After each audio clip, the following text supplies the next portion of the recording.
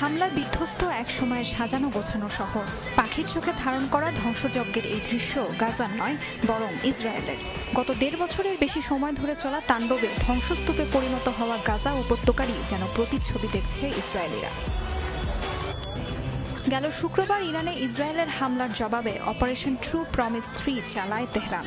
ছোড়া হয় মুহুর্মুহু মিসাইল। ক্ষেপণাস্ত্রের আঘাতে ক্ষতিগ্রস্ত হয়েছে রাজধানী তেল আবিব সহ ইসরায়েলের বিভিন্ন এলাকা। তবে সবচেয়ে বেশি ক্ষয়ক্ষতি হয়েছে তেল আবিবের মধ্যাঞ্চলে। বেসামরিক এলাকায় রকেট এসে পড়েছে। আসলেই বহু স্থাপনা ধ্বংস হয়ে গেছে।